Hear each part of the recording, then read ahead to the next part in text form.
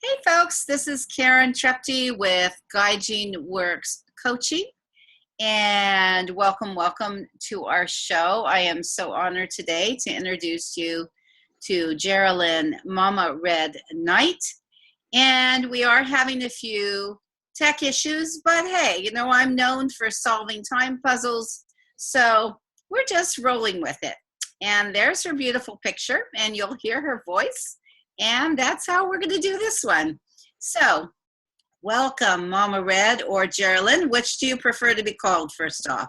Mama Red, if I have my choice. Okay. All right, Mama Red. So, this series, we just have a cup of virtual tea together. Please tell me about you and your business. I started my first business in 1988.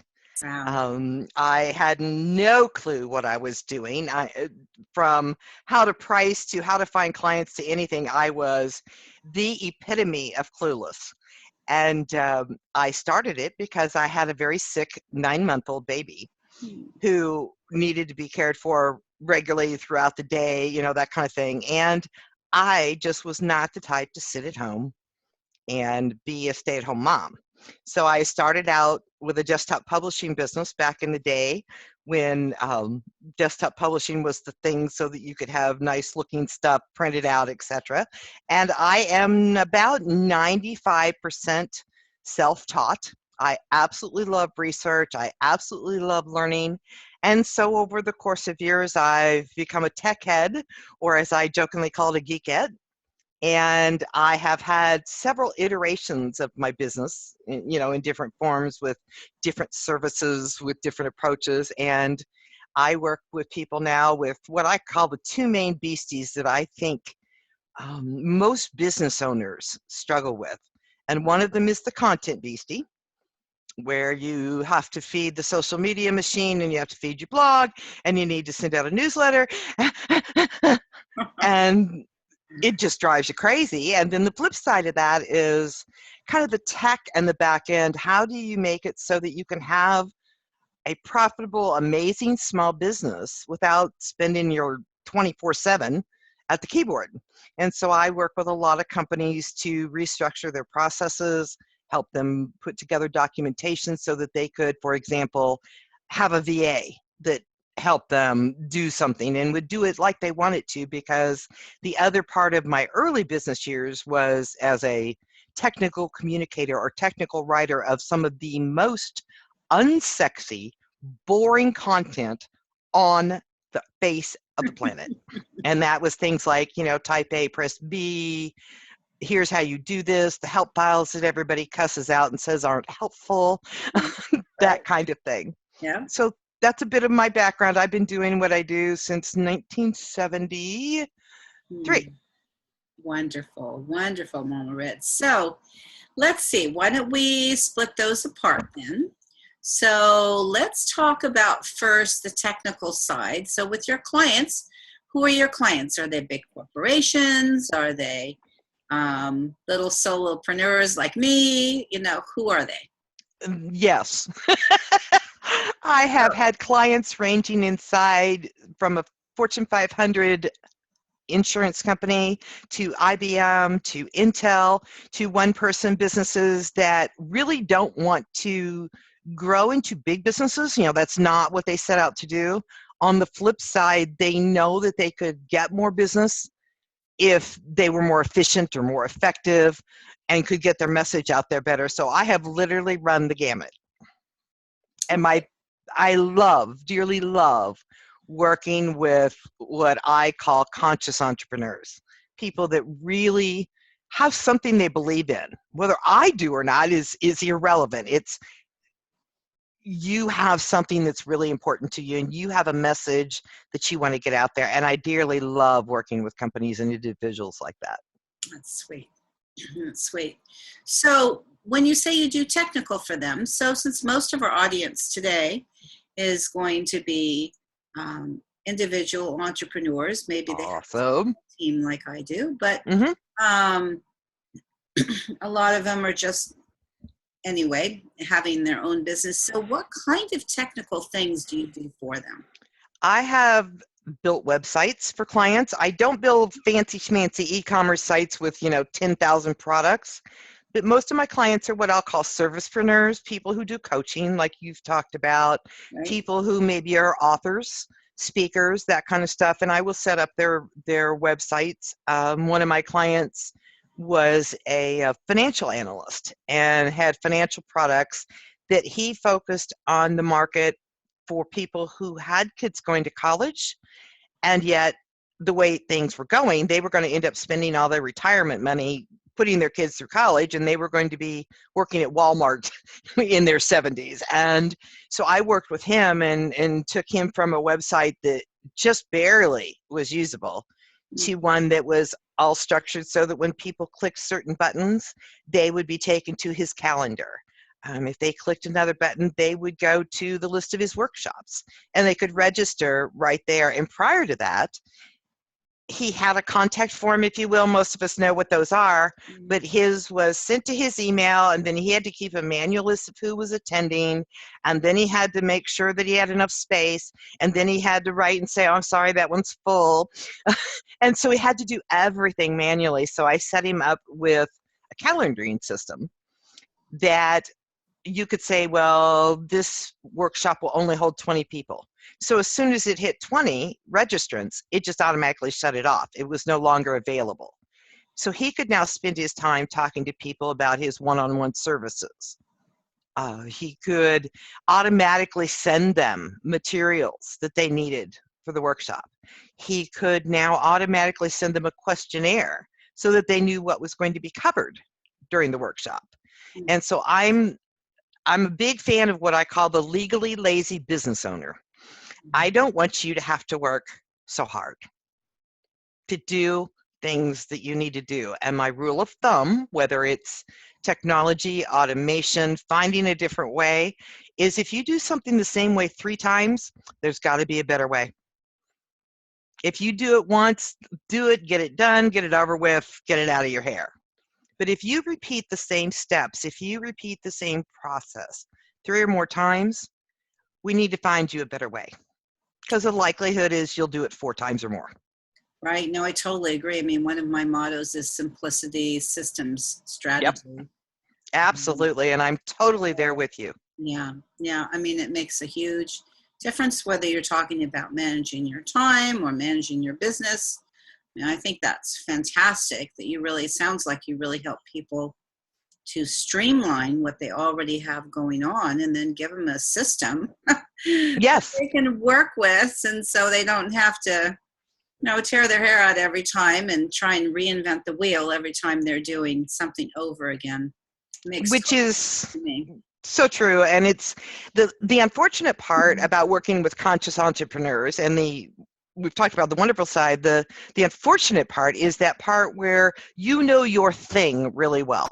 Right. So maybe you know how to coach really well, or you know how to do something really, really well. And that's why you started your business, is so you could do that. Yeah. Not so you can become a WordPress expert. Yes. And know how to post every 3 nanoseconds without killing yourself. Yep. Or how to create a content management system that doesn't cost you a fortune and it was meant for garangutangly huge companies. Mm-hmm. And so one of the things that I see happening with a lot of small businesses is, on the one hand, they don't automate or streamline anything because they don't know how. On the other hand, they get sucked into some big sales spiel, and they're a one-person business, and they're using Confusionsoft. Mm-hmm. And for those who don't know, it's Infusionsoft, but it's really confusing to use. And so they end up not having somebody that is basically on their side and understanding that, well, today they don't have $3 million a month to get that perfect software system. So what can we do? Right. And that's where I come in. Yeah. That's fantastic. I was going to call you Geraldine. I guess that's okay. I won't beat you up. But anyway, so that's really fantastic, Geraldine. I mean, I just think that what you're offering people is wonderful. Now, I know, we both got things on the other side of this, so I want to make sure we get in about your social media. I was starting to listen to an interview and then I just got busy. So I didn't.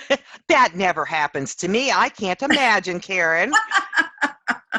So I haven't listened to it. It's still like on one of Okay. my gazillion tabs on my computer, which I That just, sounds familiar. yeah, closed down so that I could get this Zoom recording to be more Yes, efficient. it But can take a little bit of system power to make it work. yes, yes.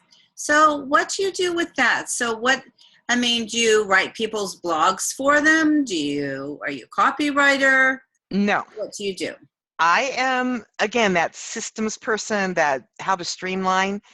I actually work with somebody who is a phenomenal copywriter. Sadly, or not sadly, depending on your viewpoint, my voice is so specific and my energy is so specific that even when I go to write somebody else's stuff, I don't end up sounding like them, and that's not right. They need their voice out there. So where I come in with content is, how can you set up a strategy that will allow you to start very small, build up and build, if you will, I call it a content kitchen full of ingredients and recipes that you can use in a variety of ways. Hmm. So could I do it as an example rather than as the, out there in the ether?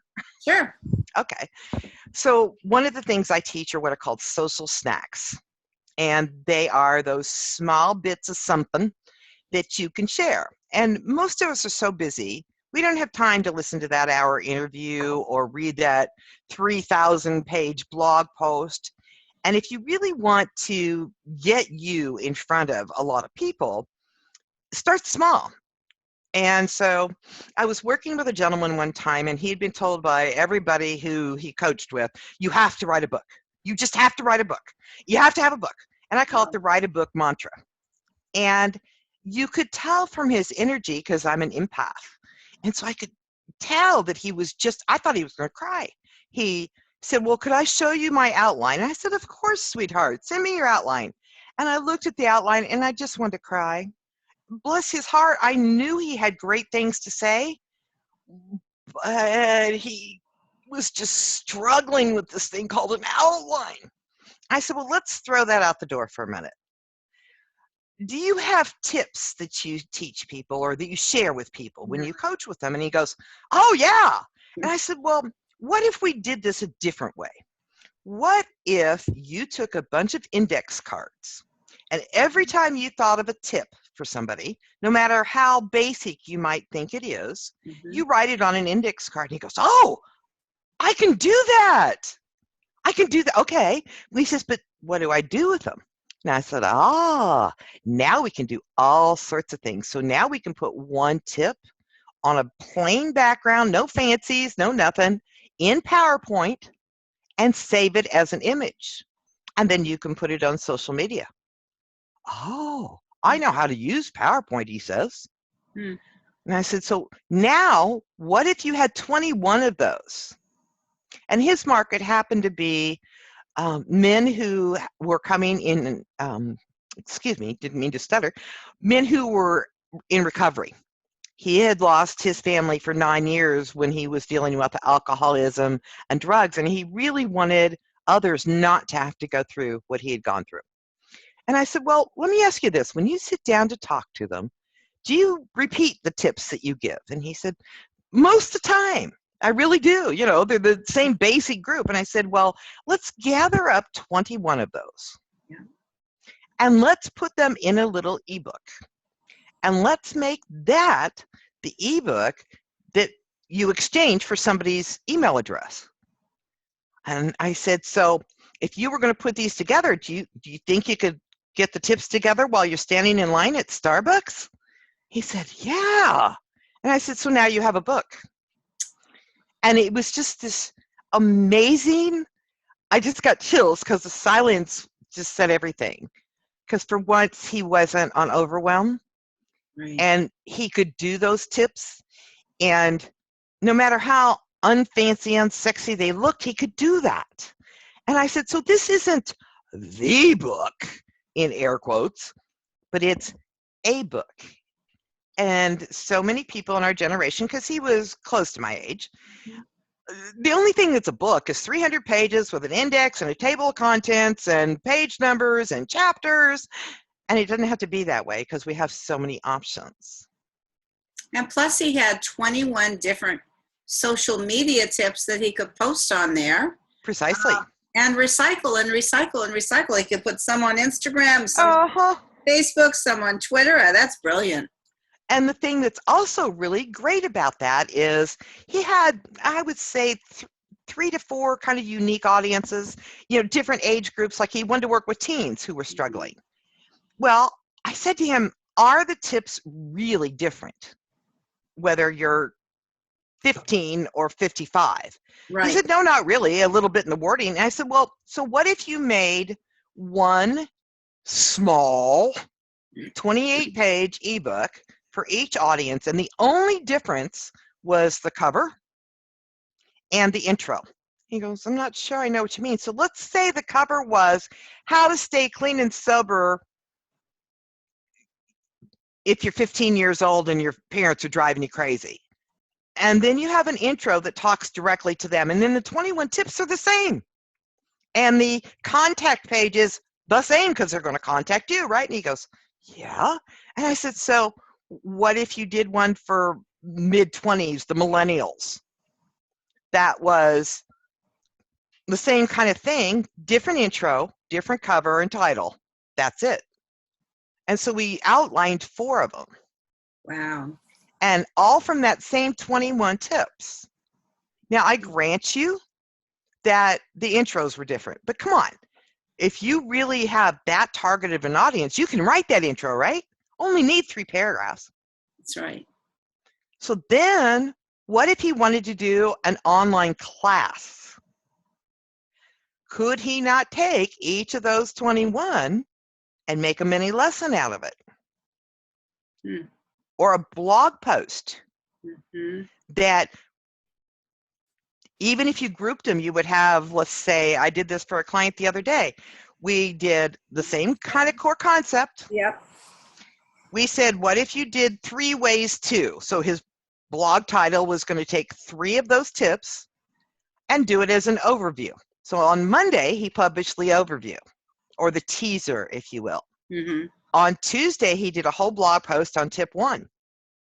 On Wednesday, he did a whole blog post on tip 2. On Thursday, he did a whole blog post on tip 3. And on Friday, he summed it all up and then offered him 2 or 3 more tips that weren't in that series as an opt-in gift, or what's called a content upgrade.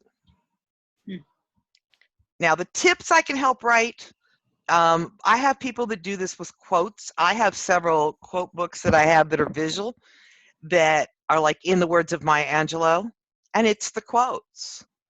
Now, if you're going to get paid for them, you have to look into the copyright issues and be careful. Right. So you can take them into classes, you can take them into videos. What if you did 30 to 60-second videos of those tips? What if you did an audio? What if you did the video first and stripped the audio out? Now you have a podcast and something for YouTube. Right, right. So I tell people, let's build you a content empire from 100 to 120 characters. So that's kind of the foundation. I call it the repurposing on purpose system. I love it. And then what do you teach in terms of a system? I mean, there are a lot of different social media networks out there. Do you work with Instagram and Facebook and Twitter and Pinterest?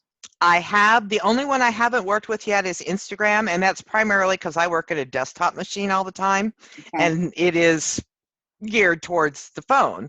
However, all the others I do, and the thing that you have to look at when you're choosing, and I say this word in big caps, like 400-foot letters, choosing. I have people that say, well, do I have to do Pinterest? And I'm like, no. But where are your people hanging out? Right. If your folks are hanging out in the local Starbucks, then get your butt off the computer and go to the Starbucks and hang. If your people are hanging on some bulletin board somewhere, then get your butt over there. And the mistake I made, and a lot of how I teach is from the mistakes I made. Nice. Believe me, I've made them. Nice. And so what I did is every time some social media site became available or somebody in the know told me I had to, I was over there on Facebook, and then I was on Twitter, and then I was on LinkedIn, and then I was on Pinterest. You know, I was running around like a loon.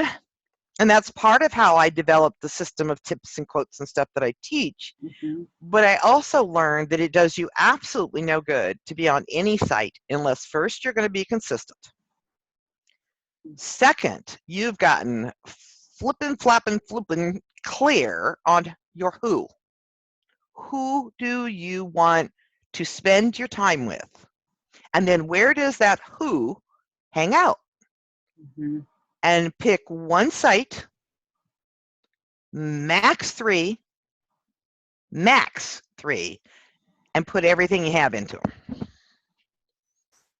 Do you advise your people as to a certain amount of time that's minimum, maximum? No.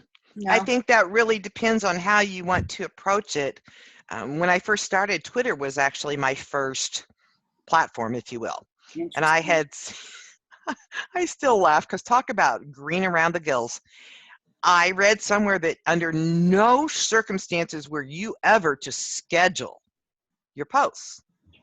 So I sat for hours on end tweeting. Yeah. And several of the mistakes I made are, again, how I advise clients, but one was not going ahead and scheduling. So now what I teach is you can use a scheduling tool. Perfect. Set up a week's worth, a month's worth of posts. Interact when somebody comments. Interact when somebody shares your thing. Interact with people who say, oh my gosh, that was really great, or if they just do LOL. Say hi to them and say, hey, thanks, Karen, appreciate you stopping by. Mm. So that's one thing. So I would definitely do that differently. And it's been a few years. We have a lot more traffic, if you will. We have a lot more outlets. So that's one. The other one is be consistent. If what you can handle is one tweet a day, do one tweet a day. If you can handle one tweet a week, do one tweet a week. But again, pick the platform where you belong and where your ideal, oh my gosh, I wish Karen lived right next to me because I'd haul her over to my apartment and sit down and have live tea and coffee with her because I just love that energy she's got. But on the other hand, there has to be an intersection. If you can think of a Venn diagram, there has to be an intersection between what you love, what somebody else needs, and the intersection has to be what will they pay for. Right, right. And so I spent my life on Twitter encouraging people, which is the nickname many people give me is the encourager. And I love it. It's wonderful. But I got to tell you, it doesn't pay the electric bill. It doesn't. And the electric company really just would not take a nice compliment and a kind word for payment. I just don't get it. Yeah. I don't get it either. Actually, I've been called that myself too. So that yay! Maybe that's why I love you so much. So the thing I would say is before you ever create an account, get online, do any of that kind of stuff, sit down with pen and paper. Screw this technology stuff. Act like it doesn't exist. Get yourself some index cards. I love the dollar store for getting a bunch of index cards because you can shuffle them, look at patterns, see things differently, see things you might not have seen otherwise. And then sit down and think about who's your who. What are you going to offer? How are you going to take people from, oh, isn't she so sweet, to, can I open a vein and pay you $1 billion? You know, how do you cross that chasm? And that's the important part. How do you cross that? What do you tell our You want to know my truth? Of course. Quit being a chicken liver. was watching my language for you. Quit Thank being you. a chicken liver and ask. You cannot send out a newsletter every day of the week, every day of the year, once a month, and assume that people know that you offer X, whether it's coaching, whether it's a class, whether it's an ebook. And I was terrified to ask. I thought, well, if I just give people enough, they'll get it. And I would have these little soft things like in a PS in my newsletter, you know, to set up your call with me, because I was going by all the people that said have a free call to. Right. Yeah, well, I can't count how many of those I had that never turned into clients. And part of that is I did not get clear on my who. I knew who I loved being around, Yeah. but I tended to love those that didn't have the money to pay me. And that doesn't work. Yeah. So you need to really sit down. I have a set of 10 questions that I share with clients, and they are required to answer them before I will start their coaching program. And they are things like, who is your who? Where do you like to be? What are you willing to share and what aren't you willing to share? Right. I know some people, they'll share every time they have a cup of coffee or run to the bathroom. Frankly, I don't care. I really don't. You know, the fact that your kid's sick, yeah, I'd like to tell you here's some prayers. But you've got to decide that, and it is unique to every person. You also need to look at, how do you learn best? Are you visual? Are you a hands-on, give me an exercise and leave me alone? How do you do in a group? Because group things tend to be less expensive than individual one-on-one things. Right. I learned the hard way after filing bankruptcy that the things that were the classes that I would sign up for, I would know a third, a half, three-quarters sometimes of the class, and I couldn't get myself to stick with it because I knew so much of it or I didn't agree with the philosophy. What I really needed was one-on-one. I was not in a position to afford it at the time. Had I stuck all that money that I threw against the wall and paid for all these classes that didn't work, I could have hired myself one heck of a one-on-one coach. So know what you're going in. And if you think about this as a party, think about your business as a party for a moment. And you're going to, let's say you're going to have Thanksgiving. We'll talk about one of the common US holidays. So you're going to have a Thanksgiving party. And what so many of the small business owners that I know do, including moi, hand is raised, we say we can do X for everybody. Sure, I suppose that's true. We can. I can help with almost anybody's tech stuff given enough time, you know. But the thing about it is, you're going to have this Thanksgiving party and you have a studio apartment. How many people can you fit in that apartment? I would suspect it's not 7 billion. So that automatically takes everybody off the table, yes? Right. So you need to think about it. Who would you really want to sit down across the table, have coffee, and be very willing to say, and my monthly bill for coaching is $1,000 or $2 million or whatever it is you're charging. Yeah. And think of it as that. Instead of your business, think of it as an invitation to be part of your world. And who are those few that can fit in your studio apartment for that Thanksgiving dinner? Because once you do that, then you can narrow your scope. You can say, well, you know, that Karen, she's vegan. So when I make dinner, I better make sure there's some vegan stuff there. And oh, Michael over here, you know, he's vegetarian, and this one has a dairy allergy. And now you can custom create this wonderful Thanksgiving dinner and experience and have people just drooling on your table because it's so good. And so when I talk about the questions to ask, I talk about it in terms of food. Leave it to me. So I talk about Okay, what are the ingredients. right. You know, do you love quotes? Then schedule a quote at 7 a.m. every morning your time and let it go out there and let people see that you love to encourage. Cool. Nothing says you can't. But when you think about your business and your livelihood, as somebody said once to me really bluntly, and if you wish, I will clear the swear word that came with it. She basically said, you don't do us a blank bit of good living under a bridge. So either you start charging or go back to work for somebody else. Wow. And she was right. She was right. Hmm. And I find that women tend to have the hardest time with it. I've had male clients, and I have very few that do battle with me on this. Almost every female client does.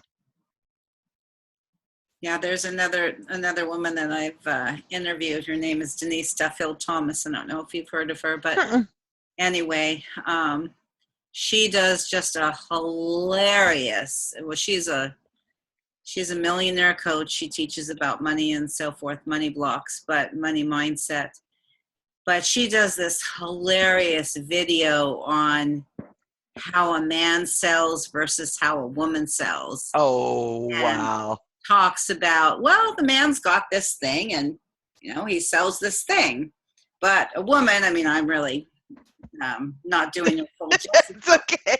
But a woman comes along and says, I've got this thing to sell, but you know what? It might be Mercury retrograde today. Or I've got this thing to sell, but I'm not quite finished with it. Do you really think it's good enough? Uh-huh. And she just goes on. And so it's exactly what you're saying. Well, so Mama Red, how are people going to find you? You have given us such a wealth, really, speaking about money, such a wealth of information today. And I really do appreciate you and taking your time to come on. How do people find you?